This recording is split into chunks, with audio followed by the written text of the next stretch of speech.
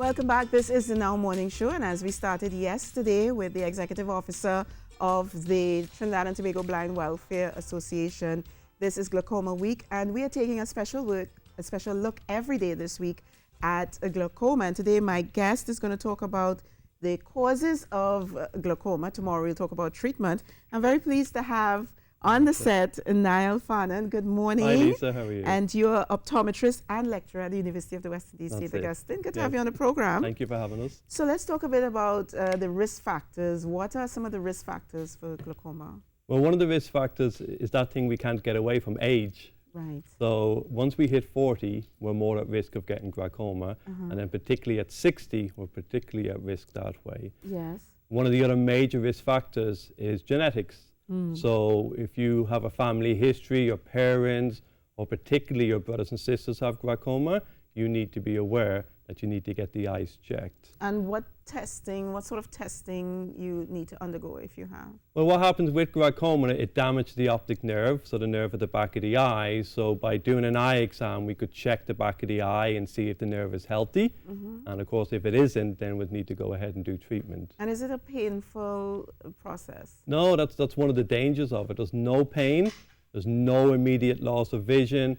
A patient could have glaucoma for 3 to 5 years and they'll never know about it. Really? So it's estimated that of all the people who have glaucoma, 50% do not know they have it at this moment. And what are some of the symptoms then? There isn't any really. Really? The long-term damage is you lose your sight vision. And so of course when we're looking at television, when we're driving, when we're watching the cell phones, we're all using our central vision.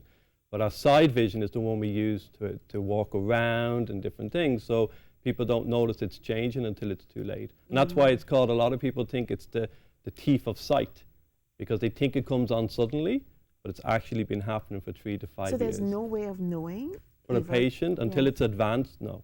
But if you test, so if you start testing. If the person gets their eyes tested regularly, yeah, you can certainly test it by using different machines, which focus on the damage to the optic nerve. Okay, so let's go back a little bit, because you said you can have it for 3 to 5 years without knowing, but that's if you're not testing. That's it. And if you're testing, so if you don't know, you run the risk of just immediately going blind one day, waking up and... That's it. The patient will think they've woken up and they have immediately gone blind, when actually it happened 3 or 5 years ago. So that's the thing. If you have a family history of glaucoma, then you really should get your eyes checked every year. Right. Another risk factor is heritage. So if you're Afro-Caribbean, you're more likely to get glaucoma. And never mind that, you're more likely to progress quicker. And so that's one of the challenges. So, you know, sometimes we don't discuss our general health or our optical health with people. And so, you know, the viewers out there, if you know you have glaucoma, you need to let people know. Let your kids know, let your brothers and sisters know, because then they have a stronger risk of that. And if you are testing, you can, is it something that you can abort, or you just treat and live with for the rest of your life? There's no cure. So there's no cure. So once you go to the optometrist and they say, listen, you know, you have some changes in the back of your eye, then they can start treatment. Yes. But that's the thing, if you don't get your eyes tested regularly, then it will never be picked up until it's way too late. Yeah, and what sort of tests? I know that there's something called a field test, That's and then you have the, you know, the various type of tests. Talk us through some of these. So the biggest one would be the field test, which checks your side vision, and that's where the damage goes quickly. And so you put your head in a machine, you see dots all around the screen, and that tests how far out you can see. Now people say, oh, I can do that at home. You know, I can see the television to the left, or I can see this to the right. But remember, that's because we have 2 eyes. Right. Now, when you do the field test, they'll cover one eye, check how far out this eye can see. They'll cover the other eye, check how far out that eye can see.